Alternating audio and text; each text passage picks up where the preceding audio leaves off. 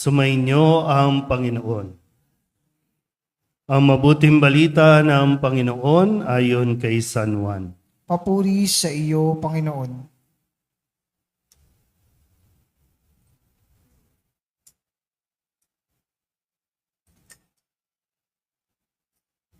Noong panahong iyon, nang makita ng mga tao na wala na si Jesus, ni ang kanyang mga alagad, sa lugar na kinainan ni Jesus ng tinapay, sila'y sumakay sa mga bangka at pumunta rin sa Capernaum upang hanapin si Jesus. Nakita nila si Jesus sa ibayo ng lawa at kanilang tinanong, "Rabay, kailan pa kayo rito?" Sumagot si Jesus, "Sinasabi ko sa inyo, hinahanap ninyo ako hindi dahil sa mga kababalaghang nakita ninyo, kundi dahil sa nakakain kayo ng tinapay at nabusog. Gumawa kayo hindi upang magkaroon ng pagkaing nasisira, kundi upang magkaroon ng pagkaing hindi nasisira at nagbibigay ng buhay na walang hanggan. Ibibigay ito sa inyo ng anak ng tao, sapagkat siya ang binigyan ng kapangyarihan ng Diyos Ama." Kaya't siya'y tinanong nila, "Ano po ang dapat naming gawin upang aming maganap ang kalooban ng Diyos?" "Ito ang ipinagagawa sa inyo ng Diyos. Manalig kayo sa sinugo niya," tugon ni Jesus. "Ano pong kababalaghan ang maipakikita ninyo upang manalig kami sa inyo?" "Ano po ang gagawin ninyo?" tanong nila.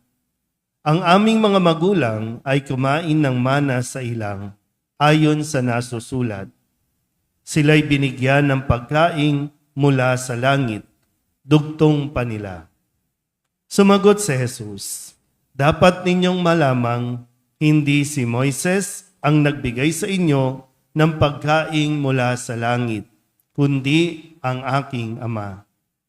Siya ang nagbibigay sa inyo ng tunay na pagkaing mula sa langit, sapagkat ang pagkaing bigay ng Diyos ay yaong bumaba mula sa langit at nagbibigay buhay sa sanlibutan."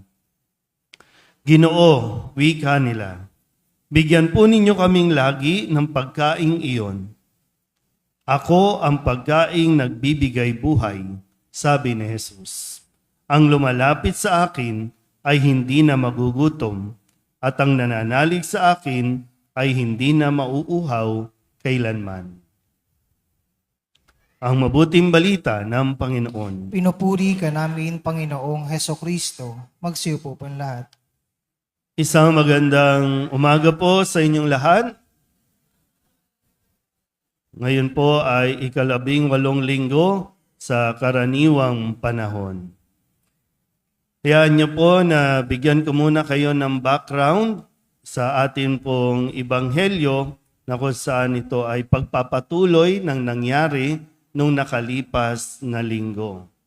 Pero yung tanong, sana masagot niyo rin po, bakit ba kayo naririto? Ano ba ang hinahanap ninyo? Ano o sino ba ang hinahanap ninyo? Kapag nagsisimba kayo, pag pumupunta kayo dito, kumpara sa ibang mga nasa kanilang mga tahanan lang, yung iba mga nakahilata pa, yung iba naman naguhuntahan na sa harap ng bahay, yung iba naman ay nagtatrabaho na. So kayo na mga naririto, maging sa mga nasa online, no? Mga nakatutok sa inyo po mga screen, ano at sino ang hinahanap ninyo? Nung nakalipas na linggo, ipinamalas sa atin sa kwento ng Ebanghelyo ayon kay San Juan, ipinamalas ang kababalaghan o tanda. No, pag sinabing sabihin nyo nga po, kababalaghan. Ito yung mga makikita natin sa mga kilos, gawa at sinasabi ni Jesus na magpapatunay na siya ang anak ng Diyos. Siya ang Mesiyas. Nung nakalipas na linggo, ipinamalas niya ang pagpapakain sa higit 5,000 katao gamit lamang ang pirasong tinapay at ilang pirasong isda. Matapos i-instruct ang kanyang mga alagad kung paano pakakainin ang 5,000 kataong mahigit, ay natunghayan ng mga tao at hinangad ng mga tao na siya ay kunin at piliting gawing hari.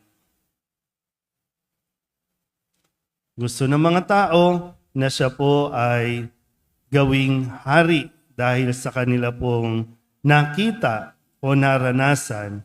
Kung kaya't, ang sabi po nung nakalipas na linggo, nahalata ni Jesus na lalapit ang mga tao at pilit siyang kukunin upang gawing hari. Pero si Jesus, umalis na mag-isa patungo sa kaburulan. So, hindi sinamantala ni Jesus. Kasi malinaw nga sa kanya kung ano ang kanyang intensyon kung bakit niya ginawa iyon. Hindi para kumuha ng atensyon, kundi yung intensyon, makilala ng mga tao na siya ang anak ng Diyos, ang Mesiyas. Okay na po tayo? Nakasunod na po? So ito yung pagpapakain sa 5,000 at higit pang katao. Kaya ngayon, may mga tao po na naghanap kay Jesus. May mga tao na sinundan si Jesus. At nang kanilang matagpuan, kanya pong tinanong o kanilang tinanong, Rabbi, kailan pa kayo rito? Pero yung sagot ni Jesus, sinasabi ko sa inyo, hinahanap ninyo ako hindi dahil sa kababalaghang nakita ninyo, kundi dahil nakakain kayo ng tinapay at nabusog. Ni hindi nga alam ng mga tao, di ba, na ilang piraso lang yung tinapay na nandoon. Kasi sa 5,000 kataong mahigit, nandun sila sa isang lugar, sa isang kaburulan din, hindi nila alam kung ano nangyayari. Kung paanong pinagpira-piraso, ibinahagi ang ilang pirasong tinapay at isda. Pero sabi ni Jesus, dahil nabusog kayo, dahil nakakain kayo ng tinapay, kaya ninyo ako hinahanap. Hindi dahil sa tanda, hindi dahil sa kababalaghan. Ulitin ko po, para lang mas ma-feel natin at mas maunawaan natin yung damdamin na umiiral sa kwento natin ngayon. Hinanap nila, kailan pa kayo rito? At ang sagot ni Jesus, sinasabi ko sa inyo, hinahanap ninyo ako, hindi dahil sa mga kababalaghan, kundi dahil nakakain kayo. Sabihin nyo nga muna sa katabi ninyo, huwag kang mukhang pagkain. Pag sinabi mukhang pagkain, baka hindi lang naman yung pagkain, di ba? Yung pwedeng mukhang pera, mukhang material na bagay, o kung ano man na nakukuha natin sa isang tao kung bakit tayo lumalapit at kung bakit natin sila hinahanap. Sa ngayon, hinahanap kayo ng mga gustong tumakbo sa susunod na taon. Sa ngayon, sila ang naghahanap sa inyo. At nahahanap kayo kahit nasa ilalim kayo ng tulay, nahahanap kayo. Pero pagkatapos, pag hinahanap mo na, hindi mo na sila mahanap. Kahit napakalaki ng bahay, hindi mo yan makikita. Pero kayo, kahit nasa ilalim ng tulay, ay hahanapin kayo. Bakit? Kasi may kailangan sa iyo. Diba? Pag may kailangan ka sa isang tao, mahanap at mahanap mo yan. Pero kapag wala kang kailangan sa isang tao, hindi mo yan makikita. Kaya ito yung damdamin, na sinasabi sa atin. Bakit ninyo ako hinahanap?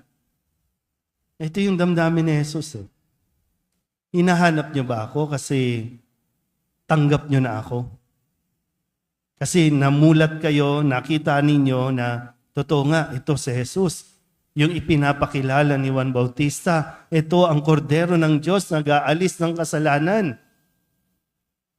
Ito ang anak, no? Ito ang Mesiyas. Ito ang magdadala sa atin sa langit. O nakikita lang na itong taong ito, magbibigay ito ng tinapay sa atin. Hindi na tayo magugutom, hindi na tayo magtatrabaho. Mayroon na tayong tinapay at isda araw-araw.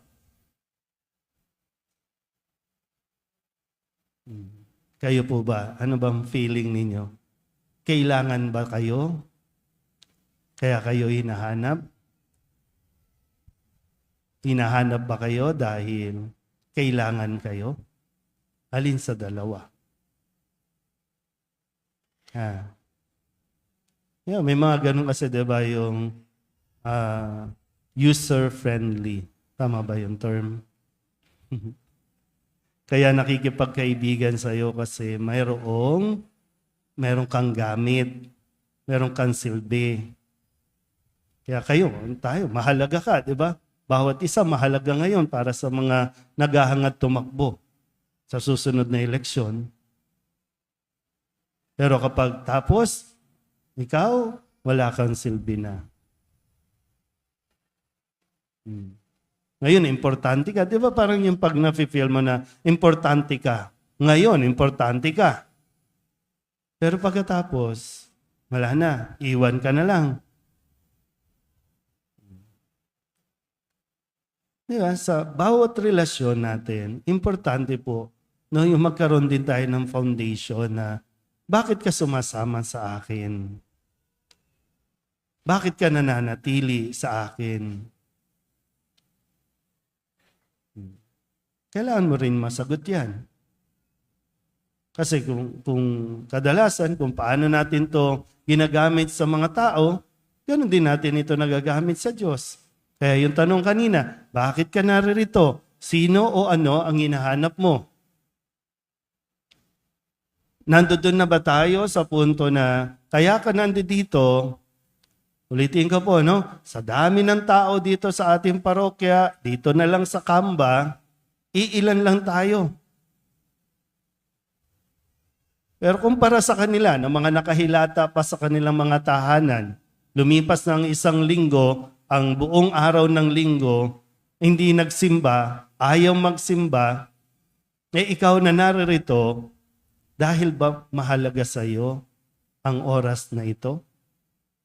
Nandoon na ba tayo sa puntong yan na kasi kailangan mo si Kristo para sa susunod pang 1 linggo magkaroon ka ng lakas?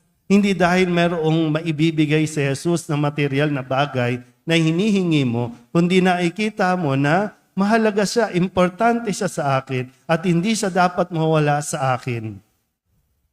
May sakit ka man o masigla ka man, pupunta ka kasi alam mo, kailangan mo si Kristo sa buhay mo.